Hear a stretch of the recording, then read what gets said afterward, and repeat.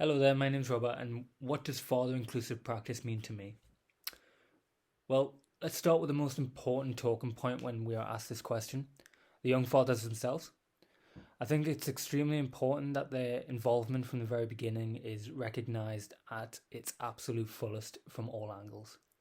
When it comes to supporting them through parenthood, as this is without a doubt one of the proudest moments of their lives, but can also be the scariest.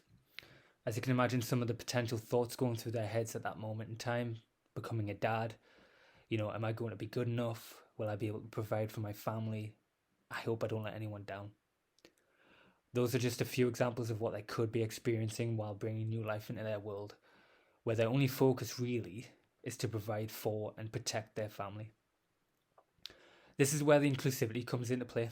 I think when it comes to appointments, for example, in going through individual professionals, both the mother and father should be addressed as such, mum and dad. Something as simple and small as to acknowledge that both parents are in the room makes a massive difference. A young father, or any new father for that matter, may not necessarily think that they must stick around for appointments, or even, let's say, a mother and toddler group, for example. It's just about asking the right questions from the very beginning. Things like, how are you today? Is there anything on your mind? Do you have any concerns about what to expect?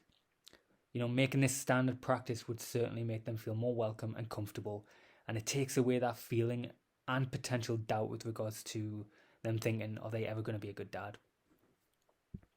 To me, father inclusive practice is just that, having your attention to not only the mother, but also the father, where meaningful interest in their lives can result in their own personal well-being being brought up in a more positive light.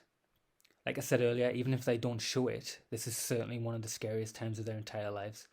They're going to want that support, which historically and naturally has been tailored towards mothers. This could mean the difference between a young father going down a completely different path within themselves with regards to their own mental health.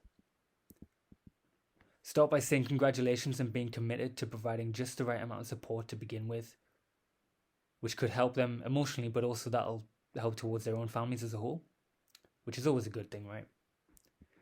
Not every case is going to be the same, however. There may already be difficulties they're facing by default, and they'll want to keep a lot of this to themselves, which is absolutely fine. The contribution with regards to father inclusive practice will be enough for them. Keeping it consistent throughout the perinatal period, for example, will ensure that they'll feel that their support needs are being met and will make the world a difference to them. With having lived experience myself, becoming a young dad at such a young age, I can say that with absolute conviction that this is very much something that is largely looked over by many professionals. Something as simple as even complimenting them on their achievements in life, but also taking in and acting on concerns that they may have in a manner that represents an actual human response will ensure that they don't forget the support they've received. It'll go a long, long way. Thank you.